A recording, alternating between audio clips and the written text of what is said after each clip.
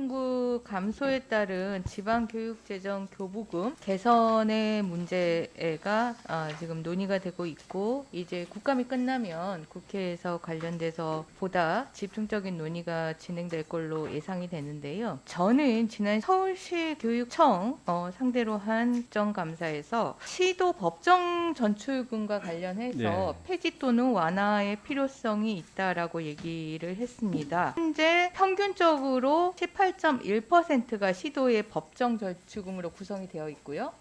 서울의 경우에는 특히 그 비중이 높아서 지방교육재정 교부금 중 38.4%가 시의 법정 전출금으로 구성이 되어 있는 상황입니다.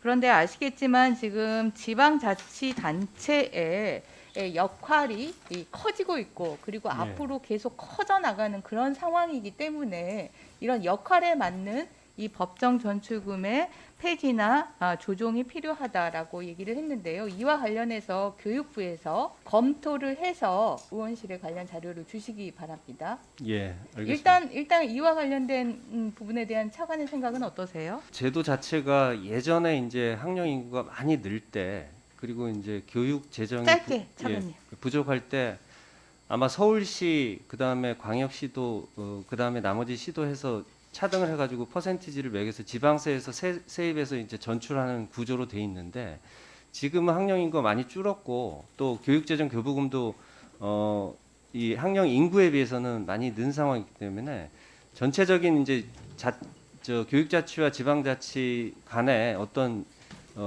균형 내지는 연결 구조상을 보면서 입법적으로도 이제 조금 논의가 필요한 상황입니다. 논의가 필요한 사항이다. 예, 자세한 내용은 서면으로 제출을 해주시고요. 네.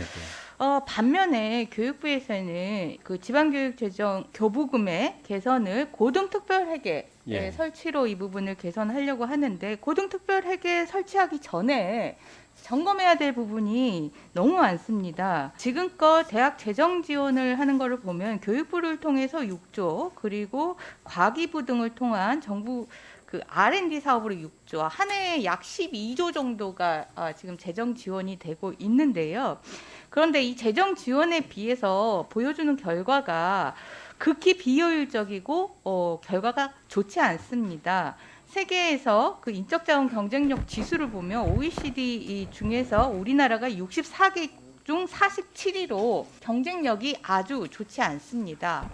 대학의 그 세계적인 평가도 100위권 내, 300위권 내 불과 세계 7곳 정도가 들어가 있어서 국제적인 경쟁력이, 대학의 경쟁력도 없는 상황입니다. 인재 경쟁력, 대학 경쟁력이 모두 없는 상태이고요. 뭐 노벨 수상자가 없다라는 부분으로 이건 집약될 수 있는 것 같습니다.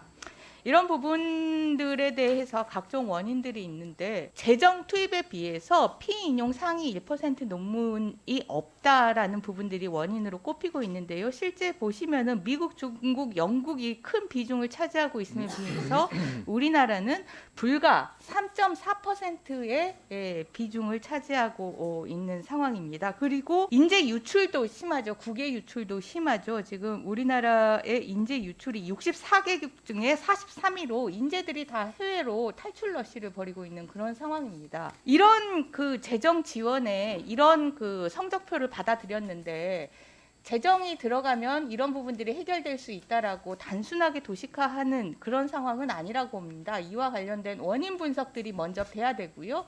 그리고 필요한 구조 개선이 먼저 돼야 된다라고 생각을 하는데, 예컨대 이런 겁니다. 사립학교 교직원 연금법을 보면은요, 연금과 관련해서 법인 부담금이 있는데 원칙적으로 법인이 부담하지만, 다만 이 법인이 부담할 수 없을 때는 학교에서 부담하게 할 수 있다라고 법률에 규정이 되어 있습니다. 실제 이와 관련해 가지고 사립학교의 이 법정 부담금을 법인과 학교에서 각각 얼마나 부담하는지 보면, 심지어 학교가 100%, 90%, 80% 이상 부담하는 곳이 각각 16개고, 100개교, 46개교에 해당합니다. 학교 운영과 관련해서 학교의 최우선순위가 과연 학교의 역량 강화가 맞나, 이런 생각이 들 정도이고요.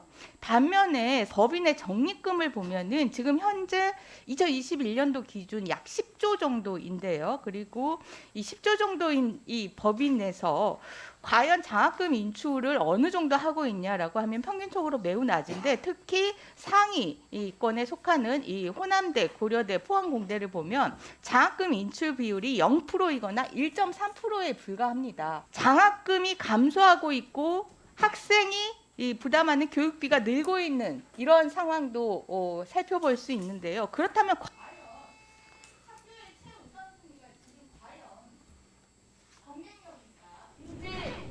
양성인가 이 부분에 대해서 심각하게 의문을 제기할 수밖에 없는 상황인데, 이런 부분들에 대해서 사전 점검하고 개선하는 부분들이 반드시 선행되어야 되는데, 그와 관련된 교육부의 보고가 없습니다. 관련되는 그 검토 내용이 있다면 보고를 해주시고요. 그리고 그 부분에 대해서 먼저 국민들께 반드시 설명을 드려야 된다는 점을 알겠습니다. 예, 잘 알겠습니다. 그 의원님 지적해 주신 대로 이 고등교육 재정 지원 사업이 너무 칸막이식이고 사업별로 쪼개져 있어가지고 어떤 방향성이나 이런 부분들이 좀 부족하다는 측면 저희가 개선 그 포인트로 좀 잡고 있고요. 사립학교 그 법인대 학교 그 교직원 연금은 원칙적으로는 법인이 먼저 부담을 하는데 모자랄 경우에 이제 학교 법인으로 가도록, 그러니까 설립하는 쪽에서 책임이 우선적으로 지도록 돼 있는데 현장에서는 그렇지 않다는 점, 또 적립금을 학교의 그 학생들을 위해서 이렇게 좀 소극적으로 쓰고 있다는 부분 살펴보고 필요하다면 제도 개선 방안도 검토를 하겠습니다.